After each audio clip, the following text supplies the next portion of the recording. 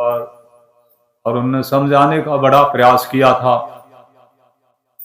और सत्संग में समझना, सुनना, और सत्संग से ही हमारा कल्याण होगा। यह दुनिया में ना तो कोई आज ताई अपना होया, ना आगे कोई होएगा।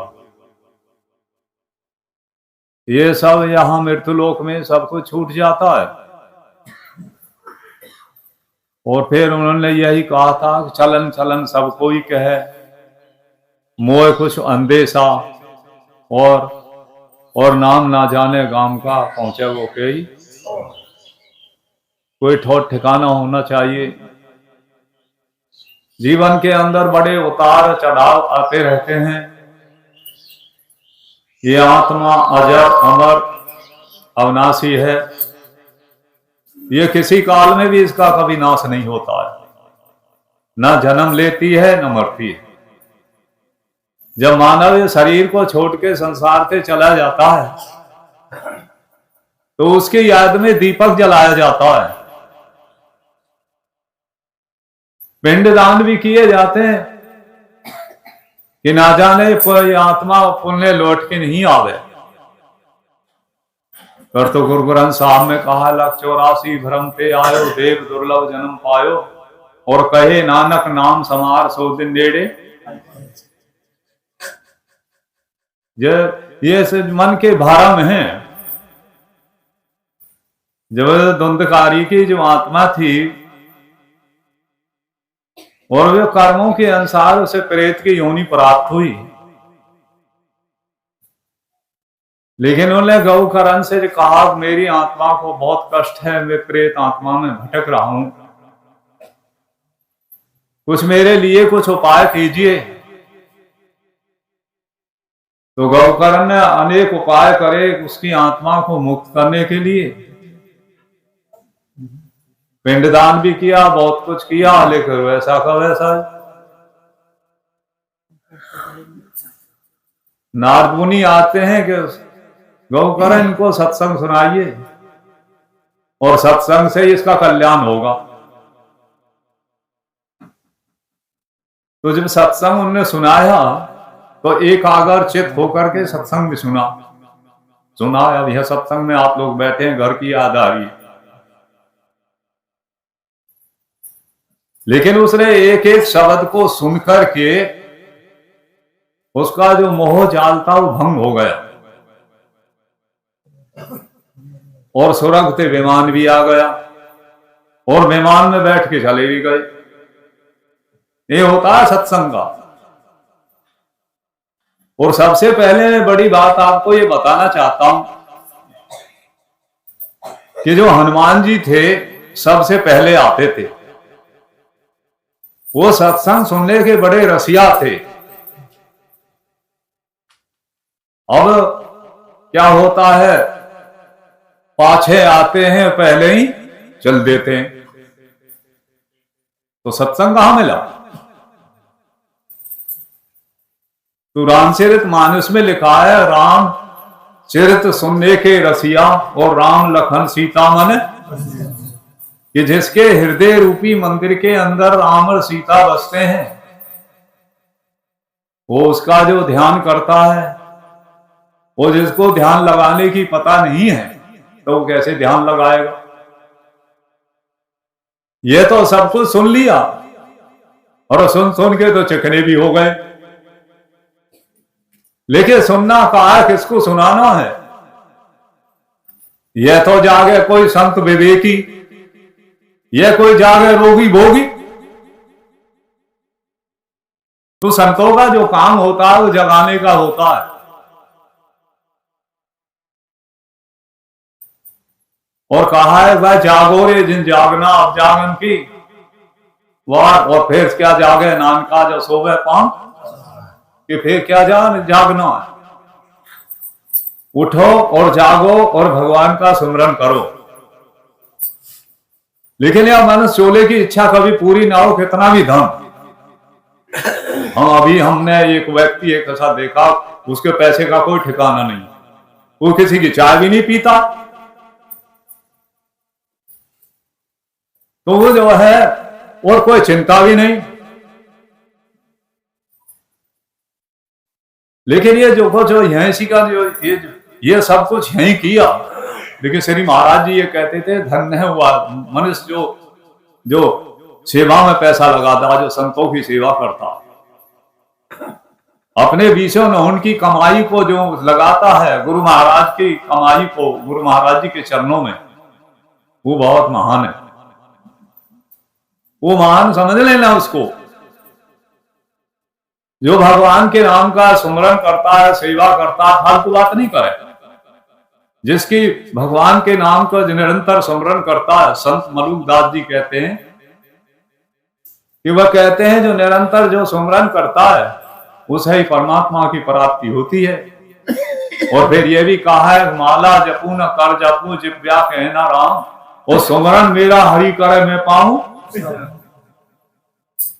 संत कबीर का एक शब्द में कहा है सुमरन सुरत लगा के मुख से कुछ ना बोल, और बाहर के पट बंद कर अंदर के पट, बाहर के पटों को बंद करके जो उसका ध्यान करता है, ध्यान लगाता है, तो उसे जो उसका दर्शन करता है, जब सूरज की किरण धरती के ऊपर पड़ती है तो तापमान बढ़ जाता है। और सूरज की किरण जब शीशे पर पड़ती है, पेन का जो शीशा होता है उस पर जब किरण पड़ती है तो किरण एकाग्र हो जाती है। और उस शीशे में नीचे कागज और कोई ऐसी चीज रखते हैं उसमें अग्नि प्रकट हो जाती है। ऐसे ही जब हम भगवान का जब ध्यान करते हैं सब जगह से मन को हटा करके, मन हटे थोड़े ही, जब सब जगह से ध्यान हटा करके जब उसको करते हैं तो हमारे अंदर परम प्रकाश प्रकट होता है। और जब वो चीज हमारे अंदर जो शक्ति प्रकट हो जाती है तो हमारे अंदर श्रद्धा जागृति आ जाती है। तो ये जो हमारी जो बातें हैं, जो फालतू बात करते हैं ना, मैं बहुत इन चीजों से लाभ तो वही होता है जो निरंतर स्मरण करता है, अपना सेवा करता है। बस फालतू बात करने की मतलब ही नहीं। जो ध्यान है स्मरण करता, फालतू बात करना है क्या, नाम का स्मरण करना, रहना तो है नहीं यार, इस संसार में रहना नहीं है। लेकिन वह मानने के लिए तैयार थोड़े हैं कि हम तो अमर रहेंगे। ये जो बाहर की जो भक्ति कर रहे हैं दो ही प्रकार के भगत होते हैं, आपने देखा होगा। बंदरी अपने बच्चे को चिपका के छाती पे रखती है, और दूसरे होते हैं बिल्ली की तरह। बिल्ली अपने बच्चे को साथ घर घुमाती है, और उसके बाद में ऐसे ही गुरु महाराज जी 7 चक्कर में घुमा देते हैं और फिर वो अपनी शरण में ले लेते हैं। गुरु महाराज जी का बड़ा विचित्र खेल है। तो इसीलिए तो कहा संत कबीर ने, गुरु को मानुष जानते न, इनको कहिए अंध, और महादुखी संसार में जहां यम के अंध। ये जो साधारण मनुष्य गुरु महाराज को समझते हैं वह यमलोक की याचना खाते रहते हैं। यमलोक के अंदर अगर सुख शांति प्राप्ति करनी है तो आप भगवान के नाम का सहारा लो।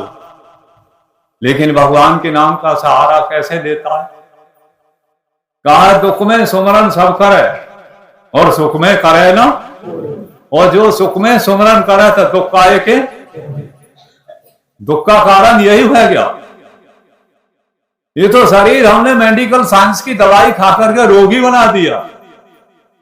बहुत बड़े अस्पताल खुले हुए हैं, किसी भी डॉक्टर के पास चले जाइए, जो बताओगे वही दवाई मिलेगी। लेकिन सब कुछ करने के बाद में लेकिन दवाई भी वही काम करती है जिसका परहेज करते हैं। और डॉक्टर की बात को नहीं मानेंगे तो फिर क्या होगा, हमारा हाल बुरा हो जाएगा ना। ऐसे ही गुरु महाराज की आज्ञा में जो रहता है, तो उनने जब सही तो कहा है गुरु की आज्ञा आवे गुरु की आज्ञा, और कहे कबीरा दास को 3 लोक डर, तीनों लोगों के अंदर डर नहीं है। जो गुरु महाराज की आज्ञा में बंध के रहता है, आज्ञा रूपी किले में रहता है। अभी बहन जी जो सत्संग सुना रही थी, अगर वो सीता माता वो रेखा खिंची हुई है, हमने भी देखी हो नासिक के अंदर, और रेखा ते बाहर नहीं लिखती तो उसको तो छू भी नहीं सका। वो तो रेखा को जो देखा, ये प्रकृति की जो रेखा है उसको जब उल्लंघन करते हैं तो प्रकृति अपना काम उल्लंघन कर देती है। प्रकृति ने जिसने अपना सिर ऊंचा किया, प्रकृति ने उसी को पटक दिया कि मैं ही हूं संसार के अंदर और कोई नहीं।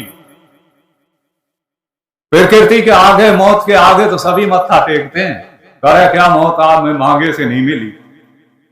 अरे मौत के आगे अच्छे अच्छे बड़े बड़े बहादुर मत्था टेक जाते हैं। लेकिन क्यों है कि सब किसी व्यक्ति से पूछोगे तुम सुखी हो तो ना कुछ दुख लगा होया।